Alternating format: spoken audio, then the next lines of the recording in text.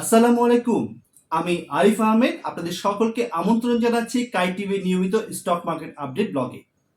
আজকের পর্বে আমরা দেখব ঘরে বসে পুঁজিবাজারে বিনিয়োগ পর্ব 14 treasury bond calculation powered by UFT first. Treasury bond নিয়ে আমরা গত 3টি ভিডিওতে প্রচুর ভিউ বলে দিচ্ছে ট্রেজারি বন্ড বিষয়ে আপনাদের কতটা আগ্রহ ছিল। আলহামদুলিল্লাহ প্রত্যেকটি ভিডিওতেই লক্ষের উপরে ভিউ ছিল। আর আমার সাথে অনেকেই সরাসরি যোগাযোগ করেছেন আমার হোয়াটসঅ্যাপ নাম্বারে ট্রেজারি বন্ড নিয়ে আরও বেশি বিস্তারিত জানার জন্য।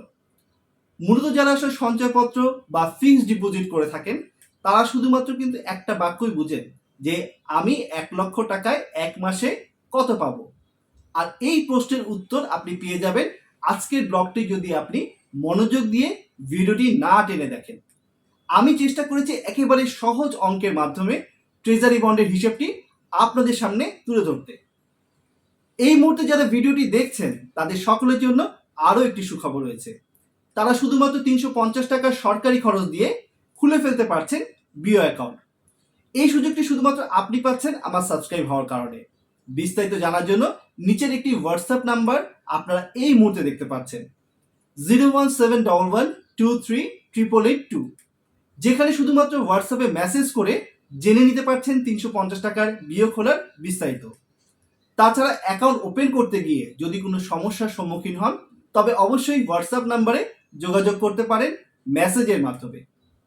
আর বরাবরের মতো সে সুযোগ তো থাকছে, শেয়ার বাজার সম্পর্কে আপনার যে কোনো প্রশ্ন আমার কাছে করতে পারেন এই হোয়াটসঅ্যাপ নাম্বারে মেসেজের মাধ্যমে। আমি আমার সর্বোচ্চ চেষ্টা করব আপনার প্রশ্নের উত্তর দেওয়ার জন্য। এখন আমরা ইন্ট্রোতে চলে যাব। ইন্ট্রোর পর বিস্তারিত ভিডিওটি দেখব। তবে ইন্ট্রোতে যাওয়ার আগে আপনি যদি আমার এই ইউটিউব চ্যানেলে নতুন হয়ে থাকেন তবে অবশ্যই চ্যানেলটিকে সাবস্ক্রাইব করে নেবেন। আর এই মুহূর্তে যদি আপনি ভিডিওটি আমার ফেসবুক পেজ কাইট টিভিতে দেখতে থাকেন তবে অবশ্যই পেজটিকে ফলো ও লাইক দিয়ে রাখবেন। এতে করে স্টক মার্কেট রিলেটেড যে কোনো আপডেট ভিডিও আমি পাবলিশ করলেই আপনি পেয়ে যাবেন খুব সহজে। আপনাদের সকলের সাথে আমার আবার দেখা হচ্ছে ঠিক ইন্ট্রো পরেই। ধন্যবাদ।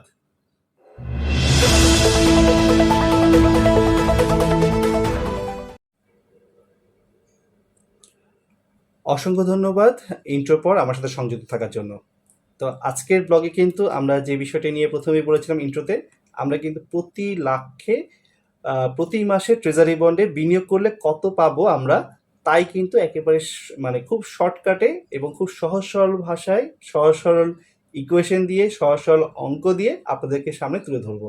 কারণ আসলে ট্রেজারি বন্ডে যারা বিনিয়োগ করেন তারা কিন্তু বেশিরভাগই প্রবীণ হয়ে থাকেন এবং তারা অনেকেই আসলে সঞ্চয়পত্রে আগে ডিপোজিট করে রেখেছিলেন, ফিক্সড ডিপোজিট ছিল তাদের।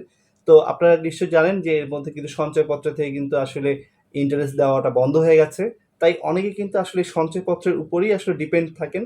তাদের পারিবারিক যে খরচটা থাকে সেই পরিবারটাকে চালানোর জন্য তারা কিন্তু এই সঞ্চয়পত্রের উপরেই নির্ভর হয়ে থাকেন বেশিরভাগ ক্ষেত্রে। তো সেই জন্য তারা কিন্তু আসলে একটা অল্টারনেটিভ বা একটা ঠিক ট্রেজারি বা মানে আপনার এই সঞ্চয়পত্রের মতোই একটা কোনো একটা ইনভেস্টমেন্টে যেতে যাচ্ছে, বিনিয়োগ করতে যাচ্ছে, যাতে তাদের পরিবার চালাতে কোনো রকম সমস্যা না হয়। তো আজকের ব্লগটি কিন্তু তাদের জন্য খুব বেশি উপকারী হবে বলে আমি আশা রাখি। তাই সেই কারণে আজকের ব্লগটি একটু শেয়ার করে দেওয়ার জন্য আপনাদেরকে প্রথমে অনুরোধ করে রাখছি। তো আমরা দেখতে চাচ্ছি যে প্রতি লক্ষে প্রতি মাসে ট্রেজারি বন্ডে বিনিয়োগ করলে কত পাবো আমরা, সেই প্রশ্নের উত্তরই কিন্তু আজকের পেয়ে যাব এই ব্লগটি, যদি আপনারা মনোযোগ দিয়ে একেবারে না টেনে এই ভিডিওটি দেখেন। তো আপনারা জানেন যে আমরা কিন্তু গত 12, 13, 14 তিনটি পর্বে আসলে আমরা কিন্তু একেবারে এক নাগারে ট্রেজারি বন্ড নিয়ে ভিডিওগুলো দিয়ে আসছি। প্রথম যে 12 নম্বর পর্বটা ছিল সেই 12 নম্বর পর্বে কিন্তু আমরা কী কী ডকুমেন্ট লাগে সেই ডকুমেন্টের পার্টটা আমরা শেষ করেছিলাম এবং পরবর্তীতে 13 নম্বর পর্বে কিন্তু আমরা অকশন কীভাবে হয় ট্রেজারি বন্ডের সেই অকশনটার সম্পর্কে আপনাদেরকে একবারে বিস্তারিত বলেছিলাম।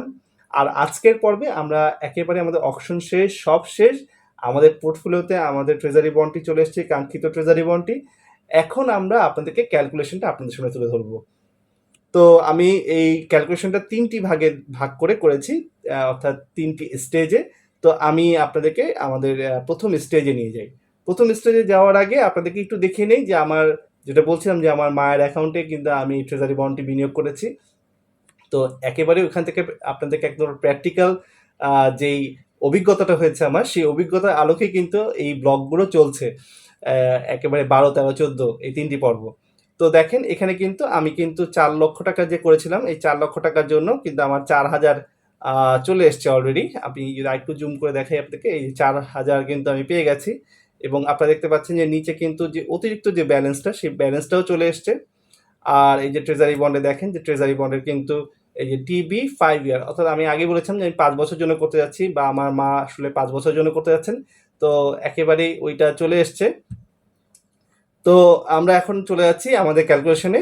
তো প্রথম যে স্টেজটা, সেই স্টেজটা আমরা এখন দেখব। প্রথম স্টেজে আসলে আমি ধরে নিচ্ছি যে আমি ইনভেস্ট করেছিলাম 1 লক্ষ টাকা। আমি আসলে আপনাদের হিসেবের সুবিধার্থে একেবারে ইউনিট ধরে হিসাব করার চেষ্টা করছি, যাতে আপনাদের বুঝতে সুবিধা হয়। তো আমি দেখাচ্ছি যে আমাদের ইনভেস্টমেন্ট ছিল প্রথমেই 1 লক্ষ টাকা। 1 লক্ষ টাকায় যেহেতু আমি 4 লক্ষ টাকা করেছি, 4 লক্ষ টাকায় আমি 4,000 পেয়েছি। এখানে তাহলে 1 লক্ষ টাকায় আপনি 1,000 কিন্তু বন্ড পেয়ে যাবেন।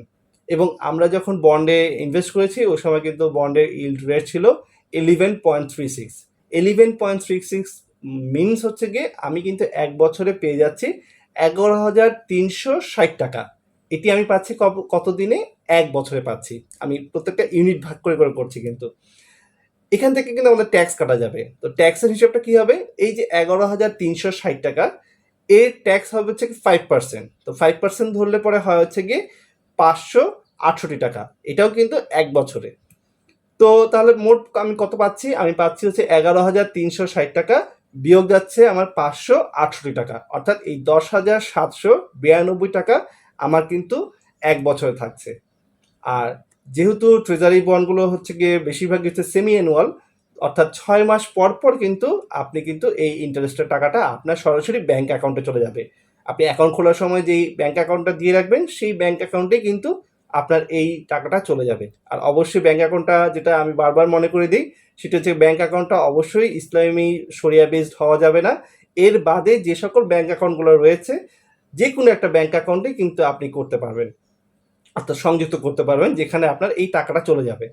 তো 6 মাস পর পর যেটা আমরা দেখলাম যে 6 মাস পর পর আমার কিন্তু আসছে হচ্ছে গিয়ে 5,396, অর্থাৎ এই 10,000 যেটা ছিল, 10,792 যেটা ছিল বছরে, সেটাকে আমি জাস্ট 2 দিয়ে ভাগ দিয়েছি, অর্থাৎ 6 মাস করার জন্য আমি ভাগ করার পর পেলাম হচ্ছে গিয়ে 5,396 টাকা। এখন আমি তাহলে দেখি যে আমাদের যে কাঙ্ক্ষিত যে প্রতি মাসে আসলে কত পাচ্ছি। একেবারে সিম্পল হিসেব, এই 5,396-কে আমি 6 দিয়ে ভাগ দিলে কিন্তু চলে আসছে 900 টাকা। তো এই 900 টাকাই কিন্তু আসলে আমি প্রতি মাসে আমার অ্যাকাউন্টে ঢুকে যাবে, যদি আমি প্রতি লাখের হিসেব করে থাকি, যে 1 লাখ টাকা যদি আমি ইনভেস্ট করে থাকি। তো এখানে যেহেতু ট্রেজারি বন্ডে আরও বেশ কিছু হিসেব নিকেশ রয়েছে। আমি যেমন আমার মার অ্যাকাউন্টে যখন আমি ইনভেস্ট করেছিলাম, তখন কিন্তু আমি ডিসকাউন্ট রেটে পেয়েছিলাম। তো আপনি যদি ফ্রেশ ইনভেস্টমেন্ট হয়, ফ্রেশ ট্রেজারি বন্ড থাকে, যে প্রথম ইস্যু হচ্ছে, তখন কিন্তু আপনার ক্যালকুলেশন ঠিক এরকম হবে।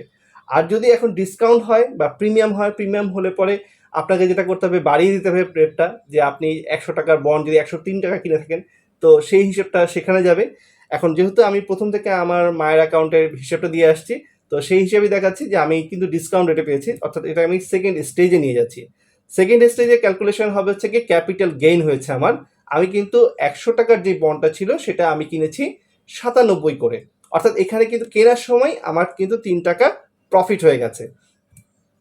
তো কেনার সময় আসলে আমার ক্যাপিটাল গেইন কত হলো? 1 লাখ হিসেব করি, 1 লাখে 1,000 শেয়ার, 1,000 ইন্টু 3, অর্থাৎ 3,000 টাকা কিন্তু আমি কেনার সময় ক্যাপিটাল গেইন করে ফেললাম। এরপর হচ্ছে কি 5 বছর পর, 5 বছর পরও কিন্তু আমি ক্যাপিটাল গেইন করবো। 5 বছর পর যখন আমি এটা ম্যাচিউরড হয়ে যাবে এই বন্ডটি, তখন কিন্তু আমি কিন্তু আবার সেই 3 টাকা করে পাবো। অর্থাৎ আমি কিন্তু তখন সেল করার সময় 97 না, আমি কিন্তু আবার 100 টাকা করেই সেল করব। অর্থাৎ এখানেও কিন্তু আমার ক্যাপিটাল গেইন হবে 3 টাকা। অর্থাৎ 1,000 টাকায় 3 দিয়ে যদি আমরা গুণ দিই, তাহলে 3,000 টাকা এখান থেকেও কিন্তু আমরা ক্যাপিটাল গেইন পেয়ে যাচ্ছি। তো আমাদের তাহলে এখন আমি আমাদের থার্ড স্টেজে নিয়ে যাই। তো টোটাল যে আসলে আমাদের ক্যাপিটাল গেইন হলো, সেটা কত হলো? 3,000 যোগ 3,000, টোটাল 6,000। এটা কিন্তু 5 বছরে, অর্থাৎ 5 বছর শেষে কিন্তু আমাদের এই ক্যাপিটাল গেইনটা হিসাব করতে হবে। তো 1 বছর তাহলে আমাদের ক্যাপিটাল গেইন কত হলো? 1 বছরে আসছে 1,200 টাকা। একেবারে সহজ সাপটা হিসাব, যে যদি 5 বছরে হয় 6,000, 1 বছরে কত হবে? অর্থাৎ 5 দিয়ে আমি ভাগ দিয়েছি, ভাগ দিলে পরে এই 1,200 টাকা কিন্তু চলে আসছে। এরপর দেখি প্রতি মাসে আমাদের তাহলে ক্যাপিটাল গেইন কত হচ্ছে। এটাকে 12 দিয়ে ভাগ দেওয়া হয়েছে, যেহেতু 1 বছরে 12 মাস, জাস্ট 12 দিয়ে ভাগ দিলে পরে আপনার কিন্তু চলে আসছে 100 টাকা। তো 100 টাকা তাহলে করে আপনি কিন্তু পেয়ে গেলেন যে প্রতি মাসে আপনার ক্যাপিটাল গেইন হচ্ছে এটা। তো আমাদের যে শেষ যে প্রশ্নটা ছিল বা শুরুর দিকে আমরা যে কথাটা বলে আসছি সেটা হচ্ছে প্রতি লক্ষে প্রতি মাসে ট্রেজারি বন্ড বিনিয়োগ করলে আমরা কি পাবো। তো আমরা কি পাবো, আমরা পাবো হচ্ছে গিয়ে এই যে 900 টাকা ছিল আপনার প্রতি মাসে কিন্তু আপনার অ্যাকাউন্টে 900 টাকা করে ধরে নিচ্ছেন যে 900 টাকা করে চলে আসছে, এবং সাথে আপনার যেটা আসবে সেটা হচ্ছে গিয়ে 100 টাকা এই ক্যাপিটাল গেইন। তো টোটাল মিলে আমার যেটা হলো সেটা হচ্ছে গিয়ে 1000 টাকা। তো 1000 টাকা আমি কিন্তু 1 লক্ষ টাকায় প্রতি মাসে ট্রেজারি বন্ডে বিনিয়োগ করে 1000 টাকা করে পাচ্ছি, আমার অ্যাকাউন্টে চলে আসছে। তো একেবারে সহজ সরল ভাষায় আপনাদের সামনে তুলে ধরার চেষ্টা করেছি।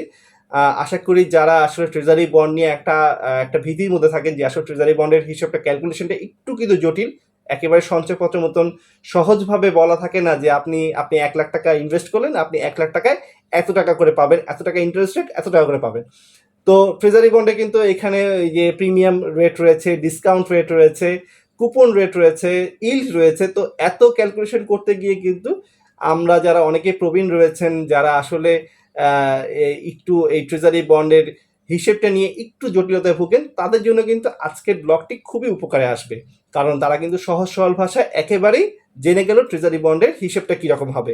তো আশা করি আজকের ব্লগটি আপনাদের সবার উপকারে আসবে, আর বিশেষ করে অনুরোধ থাকবে যে আজকের ব্লগটি একটু শেয়ার করে দিবেন, যেন যারা আসলে ট্রেজারি বন্ডে বিনিয়োগ করতে যাচ্ছেন, বিশেষ করে যারা সঞ্চয়পত্রে বিনিয়োগ করে রেখেছিলেন, ফিক্সড ডিপোজিট ছিলেন, তারা কিন্তু অনেকেই আতঙ্কে রয়েছেন।